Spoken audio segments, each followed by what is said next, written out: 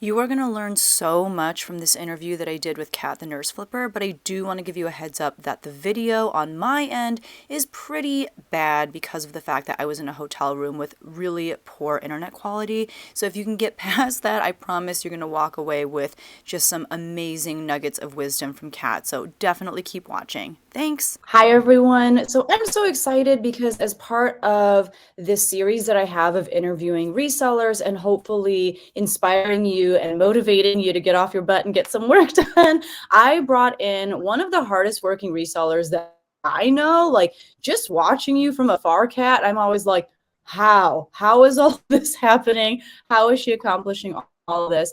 So I wanted to talk to you about a few things, but first and foremost, do you want to just introduce yourself? Tell us who you are, what kind of reselling business you run, how long you've been reselling, just all of the things. Yeah, so my name is Kat. I am on YouTube as a nurse flipper. I've been reselling off and on since '99, but this go round coming up on 3.5 years. And I sell pretty much anything. We Yeah. do clothes. We also do jewelry. We do breakables, vintage stuff, antiques. So pretty much everything I sell. We sell on eBay, Etsy, Poshmark, Mercari, and here over the last 4 months, we sell on Whatnot.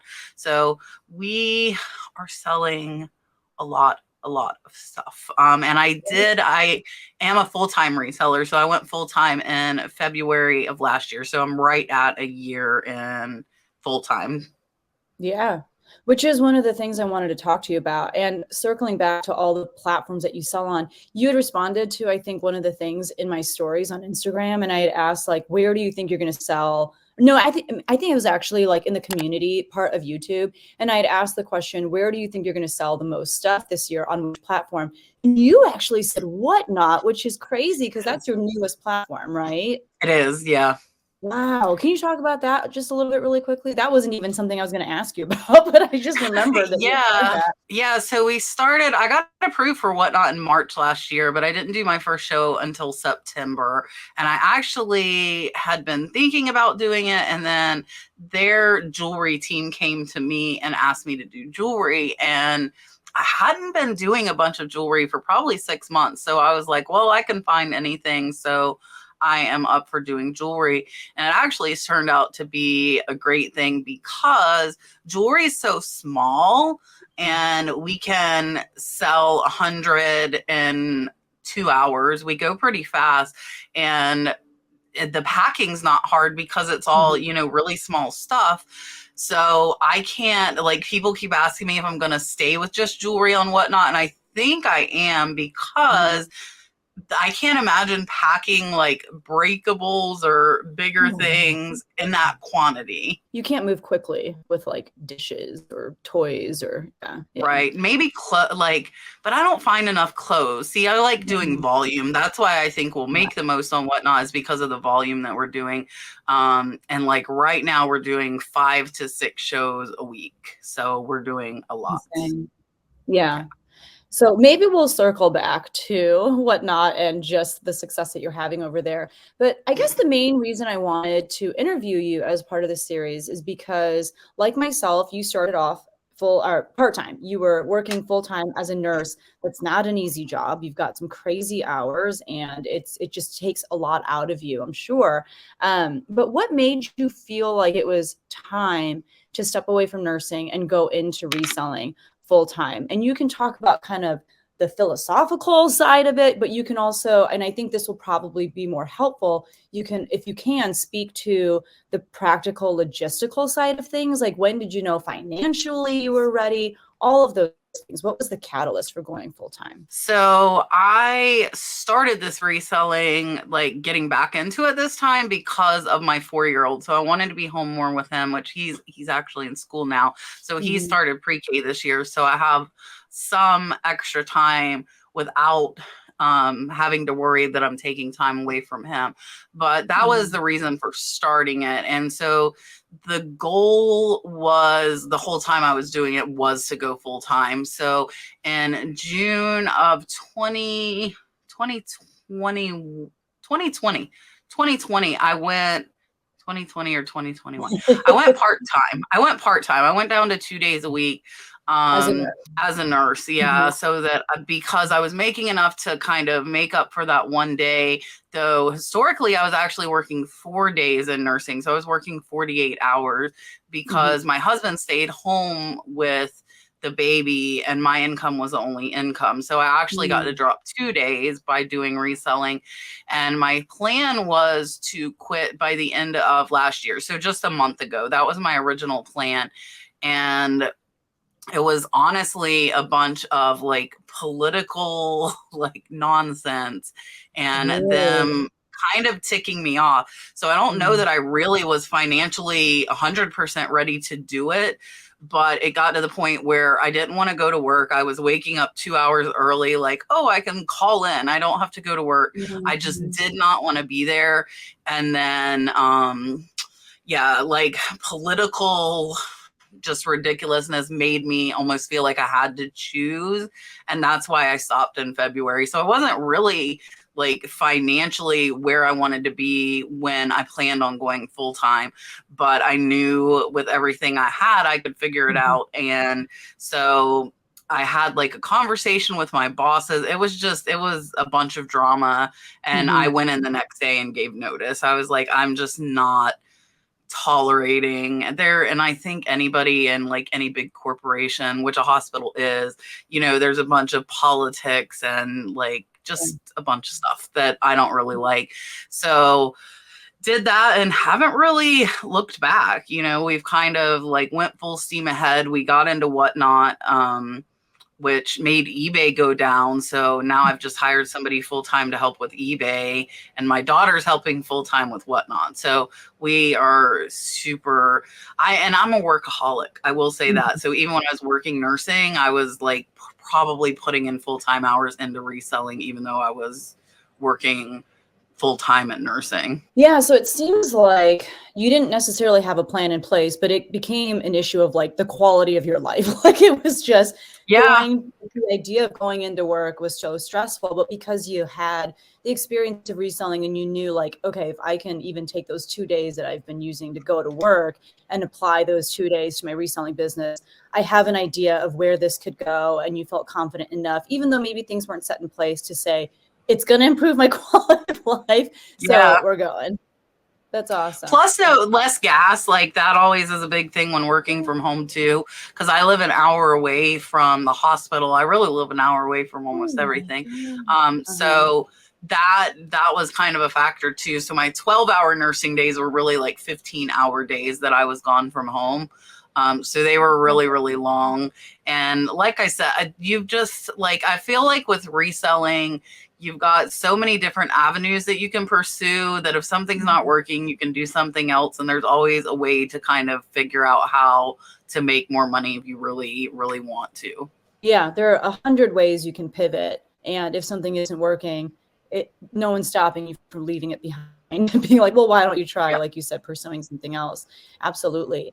Well, one of the things I wanted to pick your brain about too, because I think this is another kind of crossroads that a lot of resellers find themselves in, especially when they're part-time, but even when they transition into reselling full-time, it's the idea of when is the right time to hire outside help. And kind of like how you transition kind of slowly out of nursing into reselling part-time, or reselling full-time. You did the nursing part-time and then enough was enough and you just went full steam ahead with the reselling. You kind of did that, it seems like, with hiring outside help too. Like first, it wasn't even hiring necessarily, like you asked people from within your family to help out. And I know you paid them too. So it's not like it was, it was free labor, but it seemed like it was a little bit more casual at first, but now you've got more people involved. Can you talk to us about when did you know, okay, like I've got to get some more people on board here?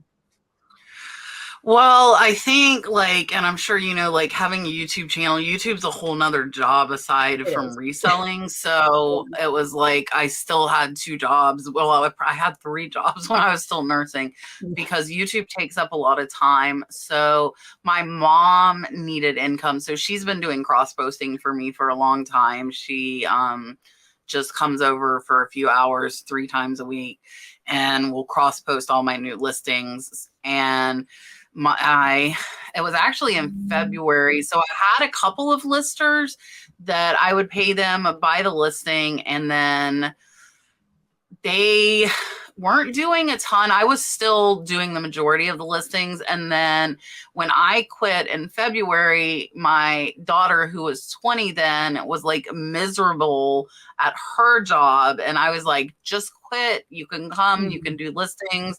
Same thing. She was driving a ways for work as well.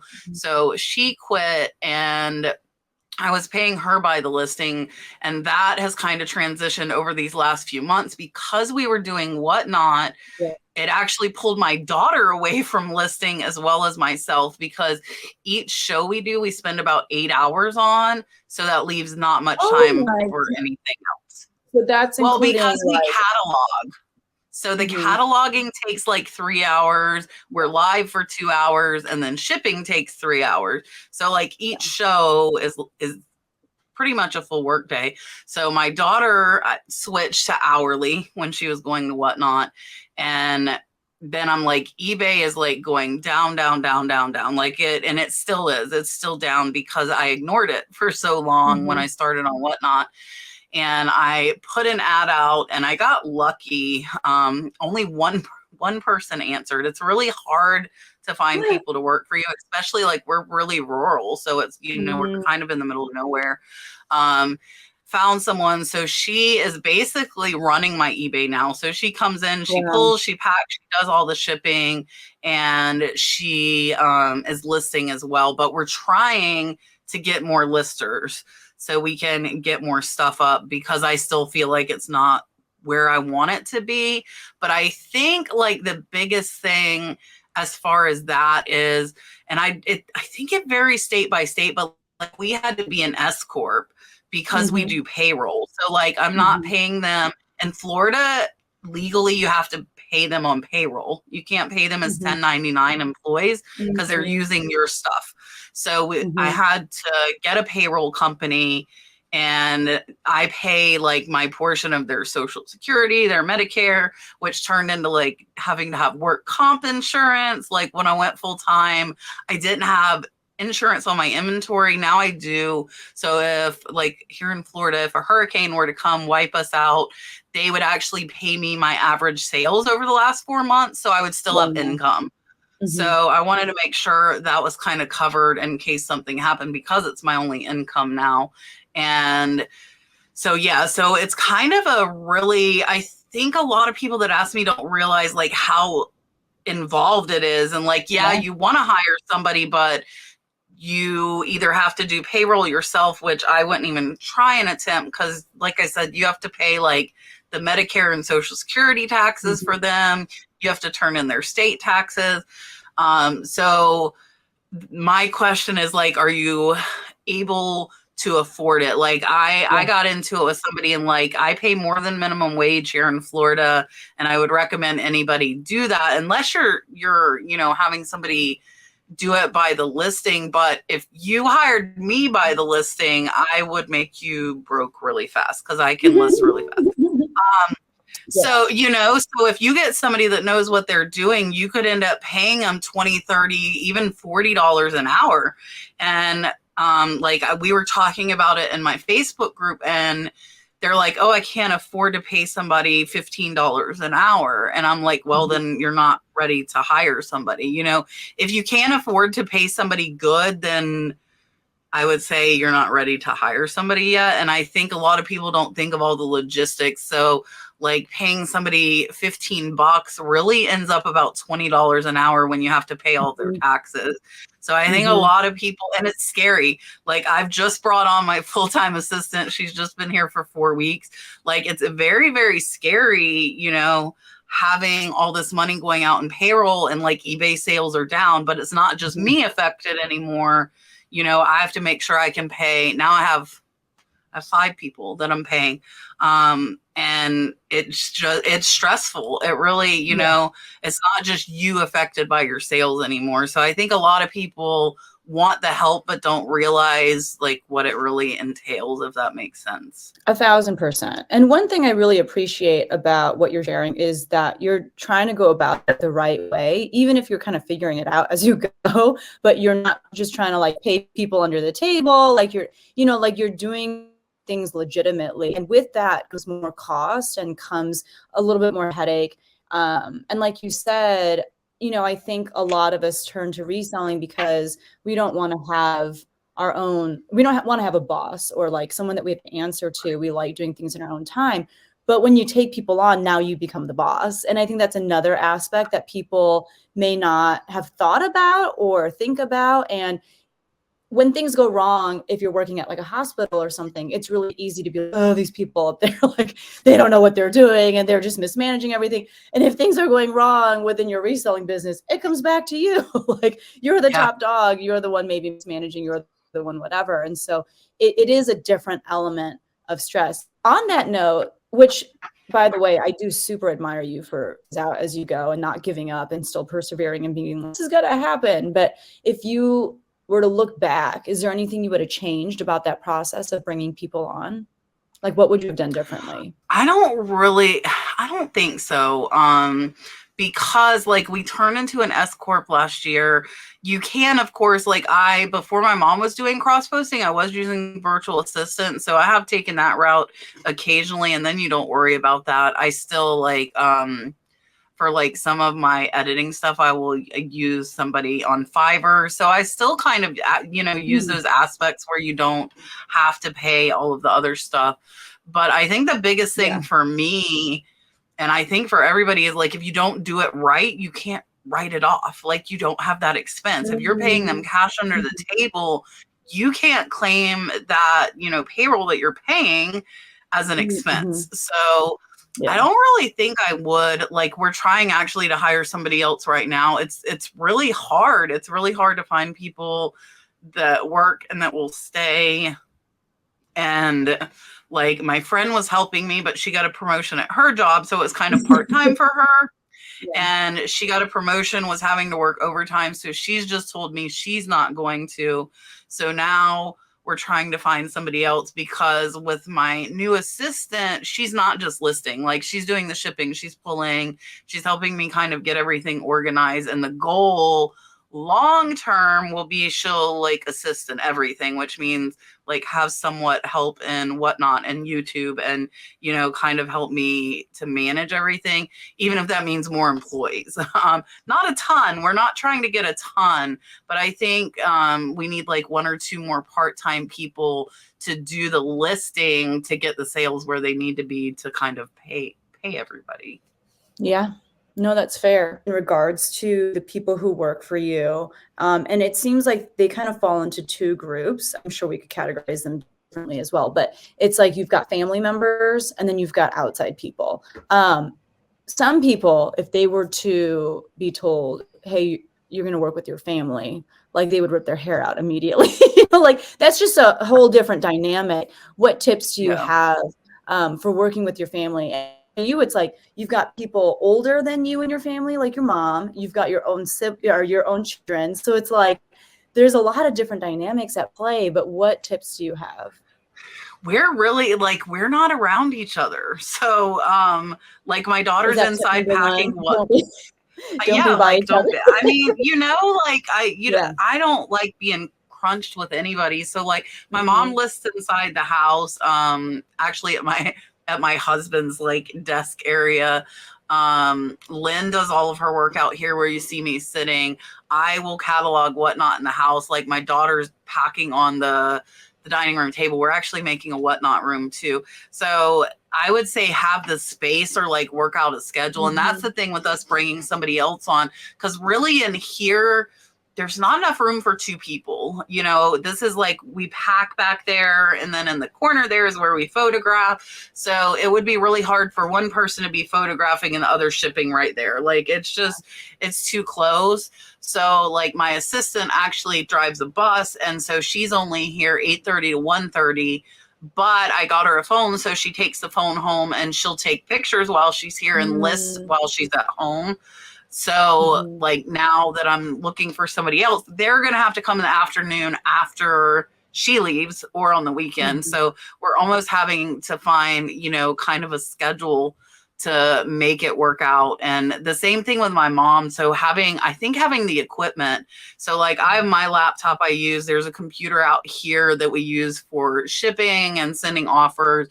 And then there's another. So we actually have 3 computers that we're running. So I think the money put into like equipment for other employees kind of can add up a little bit as well. I just ordered our 3rd phone. So we have 3 newer iPhones. Because I was having people use their own phone, but really that's kind of not, you know, it's not really fair. And then I was having to pay for the apps on their phone. So I've just been buying iPhones, and I'm an Android user, but I've been buying iPhones that are locked to the carrier because really all I want them to do is work off Wi-Fi. So that's the way to get them the cheapest. And now, so now we have 3 phones. The business has 3 phones. Yeah. So even more expensive that people probably don't think about. You know, people don't want to use up all of the storage space on their phones, taking pictures of your tchotchkes. Like, you know, they're just like, what do you want me to do here? And then even sending all of the pictures and stuff. I mean, yeah, it's a big headache. So if you have just kind of that Apple universe of being able to airdrop and all that too, it's really nice. Can you explain for people where you are right now? I know where you are, but I feel like they might not understand the space. Like where I live or what this is? Your space that you're sitting in right now. So the one where I'm at right now, I actually have 3 like shed storage areas. We have 4. My husband has a woodworking one we just got last year too.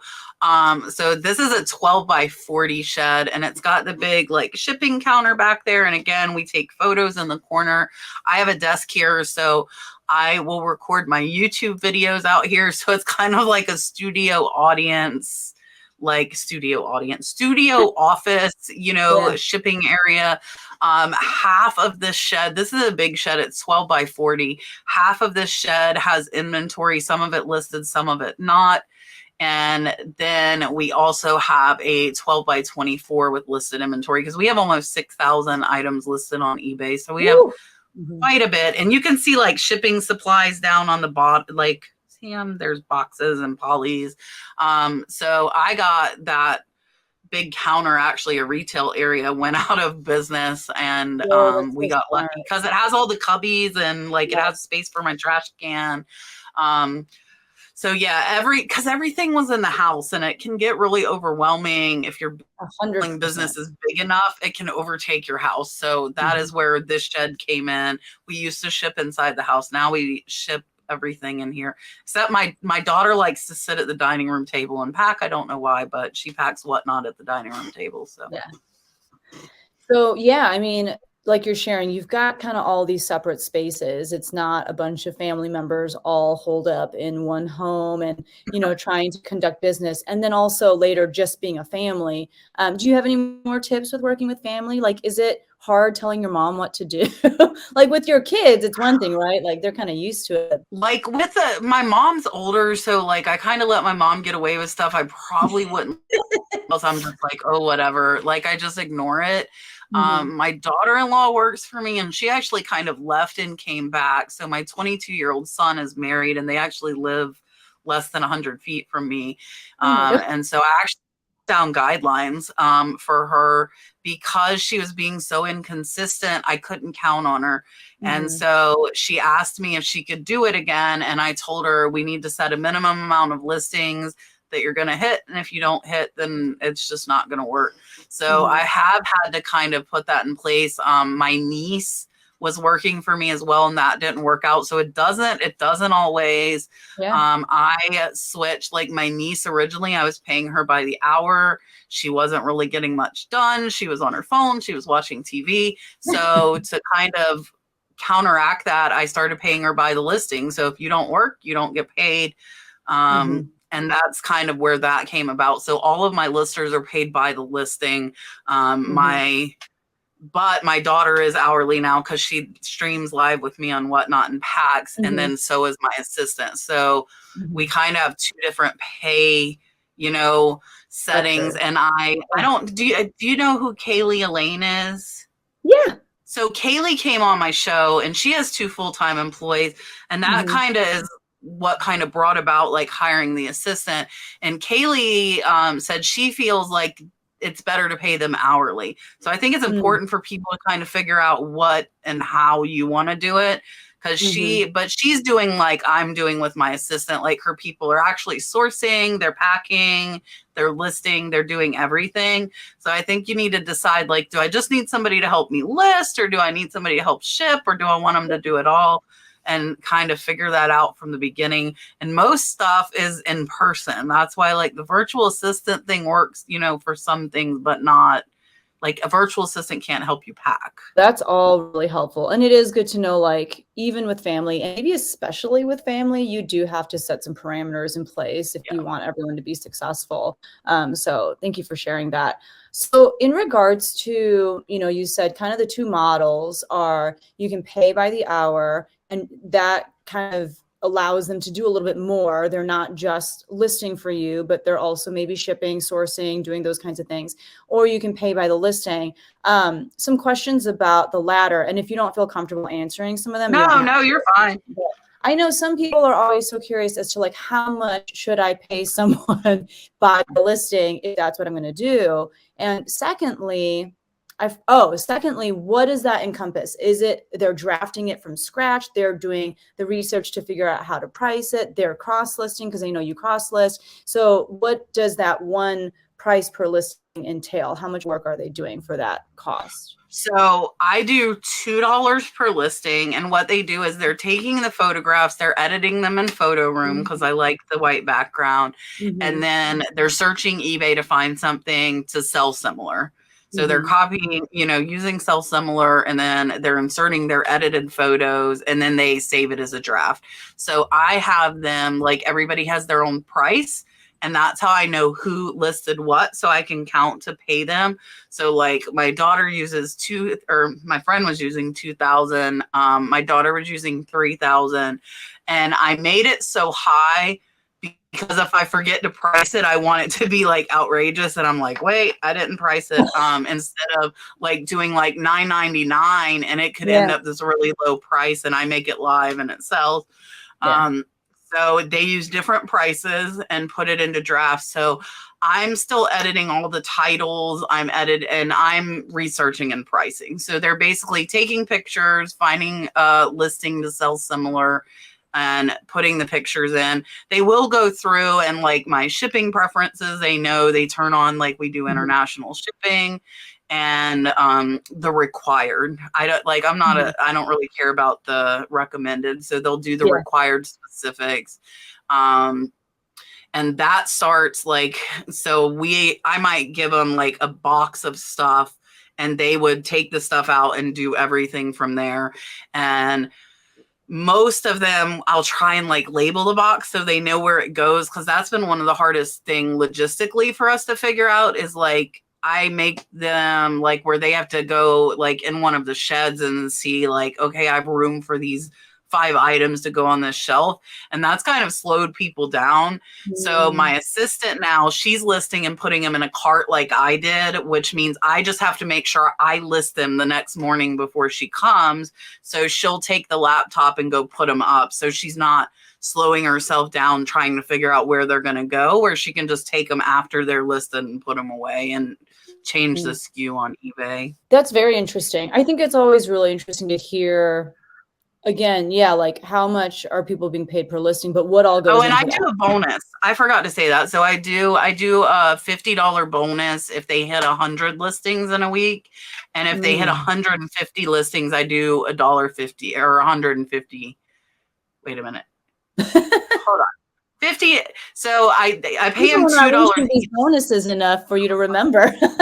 They're not hitting them that much. So they did when I first like brought it out, and now they're not. But so 100 listings, $50, 150 listings, $100. So basically, if they do 150 listings, I'm actually paying them $4 a listing instead of $3, because they would if they hit 150 listings.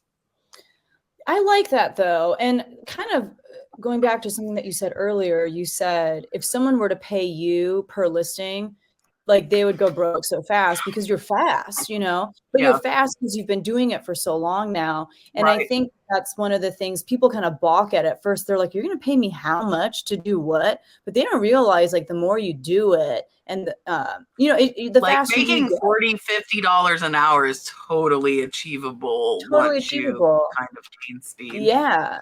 Once they figure out their rhythm and just kind of like stay focused and learn how to, quiet down any other noise, it is totally achievable. And you're giving them free reign to get there. It's a matter of do they want to do that or not, So that is really Yeah. cool.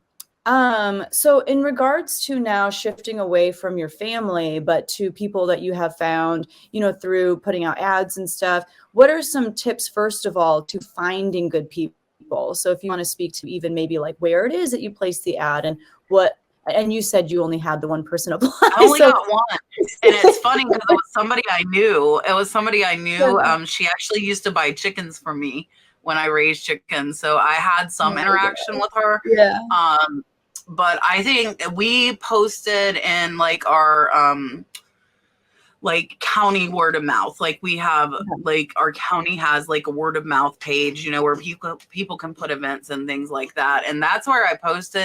And I think the big thing for me when I posted that was telling them, here is my email me a resume, do not comment and do not message me, because that would show me, are they going to follow instructions?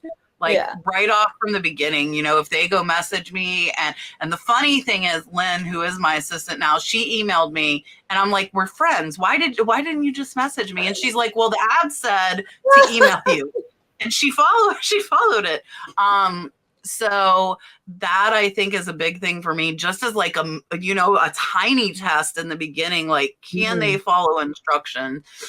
So I told them to email me. I think Kaylee said she posts on her personal to see if like any friends of friends, because getting recommendations that way can definitely be a way to find people as well. I haven't really tried anything else because I'm so rural. Yes. I feel like if people are in a bigger city, there probably would be like, like job sites, but where I'm at, there really isn't. And another thing when I was trying to hire people said was like, go to the local high school, because the people that are doing like the job, like how you go to school half a day and work a job half a day. I know our high school does that. I did that. Yeah, I don't remember what that's called, but yes, I know what you're talking about. It's like a work program. It's something like that. Yes. Where they have enough credits, and so the high school allows them to go work for half the day. And so going up to the high school would be a good idea, because if you could find somebody into like photography and graphic arts, I think that would be like a great fit for taking photographs and listing stuff. So I haven't tried that. And it's funny because people told me, oh, ask your son's teacher, because Dalton's in pre-K now. So I asked, and she's actually interested, his teacher, which works great because Lynn is here while they're in school, and then the teacher could come after. So we're going to talk to her. You can just drive him over. My husband's like, you're doing shift work, like in the shed. We're having shift work. But yeah, so I mean, I think the biggest thing for me, one of the hardest, like you saying, like transitioning back into like that boss mode. Like, so in the hospital, I never pursued management. I did not want it. I did take on training roles. So I was a preceptor. I did orient and train new nurses, but I didn't want that managerial position, because I have had that managerial position and I don't want it. So I think one of the biggest things for me was like putting like, they need to be independent. You need to be everything you need to be a reseller. They need to be self-motivated. They need to be independent. And so for me, like poor Lynn, she had been here 2 weeks, and then I left for a week on vacation and left her here running everything. But she did great. So I think finding somebody, that's motivated. I have tried the whole Facebook thing a few years ago, and I trained like 3 people and they never came back. So I guess just know too that it might take a while to find the right person. It might not always be the first person you find, but I think kind of laying down rules. And I'm really like with Lynn, I'm like, okay, this is what I can do. and you can work towards, because I don't expect her to be as fast as me. You know, I have years and years of experience, but it's a good thing to know, like, and I'll tell her, like, I'll set out what I want to photograph, what I want to list, and get it done. So we're kind of trying to work through that and figure it out. And because I want her to make more money, but we need more sales for me to be able to pay her more. So I think I'm lucky that I found somebody that kind of understands that. And I think another thing a lot of people get scared of is they're going to train them and teach them, and then they're going to want to go be a reseller on their own. But like Lynn is like, no, I'll just help you get your sales up, and you can pay me more, because not everybody wants all of this stuff in or around their house. You know, not everybody wants that stuff. Yeah. No, that's what happened to me. I had some friends that were like, they dabbled with reselling. And so I brought them on to help me with listing and stuff. And, you know, the more they kind of learned about it, they were like, well, like, we think we're just gonna kind of like do our own thing. And I was like, that's fine. Like, I get it. And like, we're like best friends, you know, and it's like, they have their own little business, and it's fine. Like, I wouldn't care. Like, if that bettered their life and they did better, that would be fine. Yes. You were kind of sharing about how you've got all these separate spaces. And that's another thing for people to consider is you need a good amount of space, or you're going to have to start thinking about, if you don't want these people in your home, you know, if it's really going to just be completely remote or virtual, what is that going to look like? And it might be more, you know, money in terms of like sharing all these files. And I don't know, there's a lot to consider there. Or you have to look into renting a space that you can all kind of be in together. So space is a huge consideration as well that people have to think about. Yeah, that's true. Because like Lynn, like my eBay assistant, even though she's primarily working here, she does have to go in our house to use the bathroom. So she has to like go in through everybody and use the bathroom. So yeah, that's definitely, but for me, it might even be healthier to get a separate space, because like I work a lot, you know, and that would kind of divide it. But then you're looking at that much more overhead, even if it's only like a storage unit, you know. You're adding more kind of monthly fees into, like, you're starting negative, you know, before you get sales, just like the apps, you know, like you have to think about that too. Like, I use Photo Room. So every phone we use, I have to pay $69.99 a year for Photo Room. So like stuff like that can add up as well. That's why I think too, having my own phones for the business, because if they leave, I already paid $69.99 for their phone. Now I'm going to get somebody new and have to pay it on theirs. Where if we have, you know, our own phone, that won't, you know, it's paid for the one. So we know it's ours, whether they, you know, stay or go. That's so smart. And, you know, I like it because you're so scrappy. Like, there's no guidebook for this. There's no like, here are the instructions on how to. But again, and I think that's a lot of what this is. It's the growing pains of building your business, is figuring things out as you go. And I think that's the piece that a lot of people are so scared of. They're like, I'm in a place where I have to bring people on. Tell me all the things I have to do. We don't know what you have to do. It's different for each person in each situation. It really is. But another option, and what my friend was doing that just stopped listening for me, and I learned this from Jocelyn, Crazy Lamp Lady. So I'm friends with her, and then Dagny Flying Pig Thrifts was working for her. So what they do, and this is what I did with my friend, is they did banana boxes. I do banker's boxes. So like Charlene would come and get like 5 to 10 banker's boxes. She would bring them to her house. And I bought her a little like 18 by 18 photo booth for her house.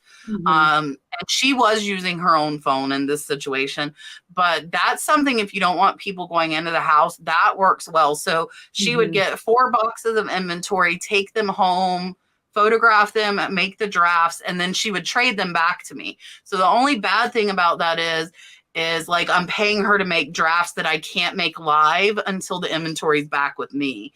But if they're listing, you know, regularly, it's not that long of a time. So then when she brings the boxes back, I could make those drafts live, and then I would give her, you know, 4 or 5 more boxes of unlisted inventory. So that is a way that has worked for me. I know Jocelyn and Dagny did it as well. That, you know, where you don't have to have somebody in your space, you know, you just buy them, you know, a photo booth or some LED lights, for their own house. But then you have to trust them because you're giving them, you know, all of these pieces of your inventory to take with them. That's the only thing. And not only do you have to trust them, but as you were sharing that, in my head, I was like, oh my God, I would be that person that forgets that all these drafts are there, and I would never push them live.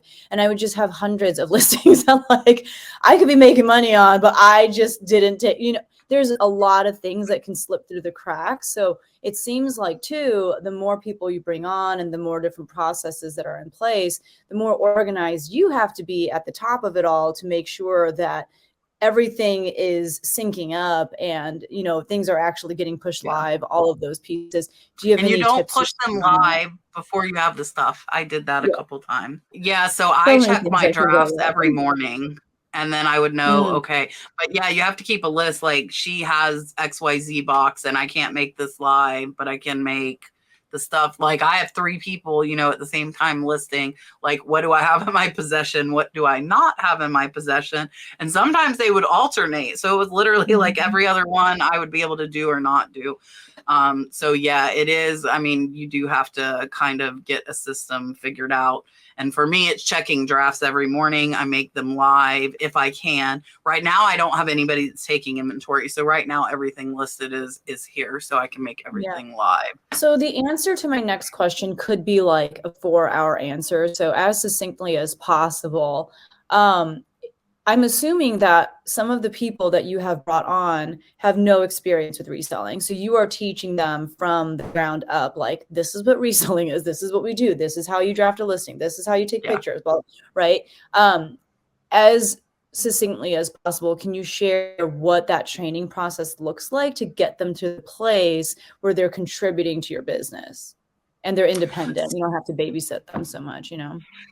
Yeah, so with younger people, like with my niece, she had never even heard of eBay, but she picked it up so fast. I think younger people are like so technically inclined that like it was pretty easy to show like how to take pictures.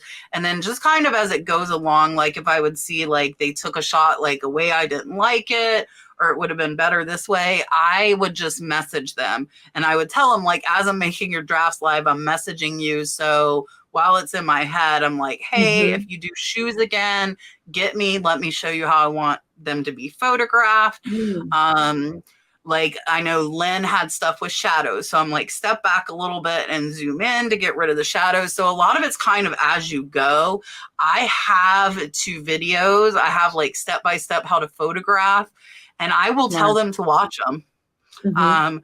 Because and then I have step-by-step how to list on eBay. So a lot of times those 2 videos, I will have people working for me. And honestly, anybody could use those videos. Like, I have about like centering, you know, the items and lighting and shadows and things like that.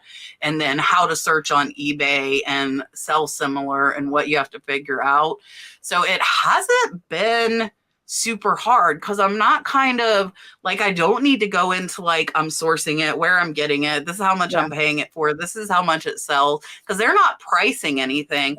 I think that would be like, honestly, like years of training before I would trust someone to price my items for me, unless I could see if you were doing like all Levi's or like all Nikes that you can look up by number and have a very clear idea of what the comp should be. But I do a lot of one-off and vintage stuff that there isn't an exact one. So, but you don't have to explain that. Really, it's just teaching them how to, you know, take good photographs. If you do remove the background, like I do, remove the background and then sell a similar on eBay, because I can edit the title, make my keywords good, and I price it. So it hasn't taken a lot of time, to be honest, as far as just like the listing aspect of it. Now, shipping is a whole different ball game, you know, because with breakables and like you have to teach somebody, if they're not doing it, like you said, if they have no experience, like what's first class, what's priority, no, you can't use that box for this, no, you can't use that mailer for this. That's a little bit more intense. Thankfully, I feel like I did a decent job of teaching a couple people how to ship. So when I go on these long vacations, I'm like, can you just ship for me so I don't have to shut everything down? But it's a lot to kind of wrap your head around of like, okay, so when I'm on this platform, I can do what and this and that. So I feel like that's another tip too that you just shared, which is you have to kind of pick and choose what aspects of your reselling business you're willing to give away to other people to do. Yeah. But some things, you know, if it's a non-negotiable for you, as far as if there's an error in how something is priced, I'd rather it be my error than, Yeah. you know, someone else priced something just so low and we could have made like 1,000 more on it or something. So I think that's helpful for people to know too, because again, there are no rules except for like tax rules. Like there are those rules in place, but there are no rules as far as what it needs to look like if you want to bring on help. And I think some people fear of like, I don't want to let go of X, Y, and Z. And don't. You just have to know It that was hard. It was yeah. hard for me to let go of shipping. Like it was super hard because I do a lot of breakables, you know, so I'm like, oh, like, is it going to get there safe? And really that was a big thing for me, was the shipping. She really, like I said, is doing pretty much everything except for pricing right now. She's answering all the questions. So that was a big, like, yeah, that was a big step for me to like let go of that control. But again, I think people need to figure out like what their goal is. Like, so for me, I knew I needed more time for Whatnot. So I needed somebody to run eBay for me, you know, so I try and get more listings up to make more money. And the big thing is to make sure you can afford that. You know, if you put another 100 listings up, it's going to cost you $200, $250. Is that something that you can afford? You know, and like for me right now, eBay's not making enough to pay her. Whatnot is picking up the slack because until, you know, and I heard somebody say it takes 2 to 3 months for that employee to get trained to be to a level where they are contributing and making more money for the business. So can you afford to pay somebody hourly for 2 to 3 months without getting a financial benefit from it? You know, like, can your business take that hit? Which it could, thousands of dollars, you know, it's a pretty decent hit. Yeah. All right. I got 2 more questions for you, and then I'm going to let you back to your empire. But, you know, you had shared earlier about how, especially with listers, you were paying them by the listing and you had these incentives in place with like bonuses and stuff. And for me, the incentive is the more you do this, the more money you get. So I would be like, okay, then I'm going to do 1 million and you're going to have to pay me for all of them. Right. But if that's not working, what tips do you have on keeping people motivated? People who work for you, how do you keep their spirits high and want them or help them want to give their best? Yeah, so I think that the incentives, like the bonuses, do that. I know with Lynn they are, and I feel like with most people, like you just said, that would, you know, right? Like, oh, I list 100, I get an extra $50. And my daughter, when she was listing for eBay, that's what she would hit 100 every week because she wanted the $50 bonus. So I think the bonuses are kind of a good thing. I think also, and I'm really bad about this and have to make myself do this, and people who are my channel members know, like, you got to give positive feedback along with like the negative, what you're nitpicking. And I kind of have to, because I'm so like laser focused on like fixing stuff and making it right. I have to be like, okay, tell them their titles are great or their pictures look great. Like, quit just like, you know, grabbing all of these things that need to be fixed. So I think positive reinforcement in any area of life, you know, really can help. But I think the bonuses, you know, and for me also, and some people might like the opposite, like we change it up. I will look specifically for stuff for them that's easy to list. Like when we did our license plates, that was super easy listing. You know, it's like front, back, you're done. Like Harley pens when I did those. So I think that getting to know them and know, like, do they like having that monotony? Like they want to list all t-shirts or all jeans, or do they like mixing it up where I should give them some dresses and sweaters and shoes?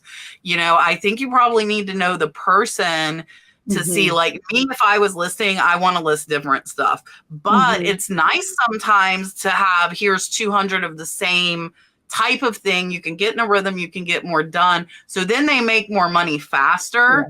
But I mean, you're still getting the listings, you know, you're still getting the listings. So I think that is the bonuses do, but also figuring out, like, even you could ask them, you know, do you like listing t-shirts? Do you like listing jeans better? Where if you're still listing yourself, then you could list whatever they don't like listing and have, you know, a more productive employee. I am currently, for the last 3 months, have not listed anything myself. That's So amazing, though. because I'm doing Whatnot, I'm like, Yeah. that's what I'm going to do when we get done with this. I'm going to go catalog 100 items for my Whatnot sale tonight. And I really need to get back into the habit. And it's funny because I haven't even sourced either. I haven't sourced in that long, except for Whatnot, because I have a death pile. And so I'm like out of practice at a lot of, like, I started trying to look for stuff and I'm like, oh, this feels weird because I haven't done it, you know? Yeah, that's fair. Well, thank you so much for your time. You are a beast right now on a lot of social media platforms. Tell everyone where they can find you. So it is the Nurse Flipper everywhere. I am on Instagram, Facebook. I have a TikTok, but I don't upload to TikTok very much. And then on YouTube. And then I also have started a second YouTube channel for thrifting, where I go thrifting and garage sales. And that one is Catch Treasure Hunting. So I think we just hit 6,000 subscribers on that one. And I'm going to try and do more videos. I'm going to try and do more videos over there, which makes me go sourcing. And then I don't get out of practice. But yes, so it is the Nurse Flipper everywhere. Awesome.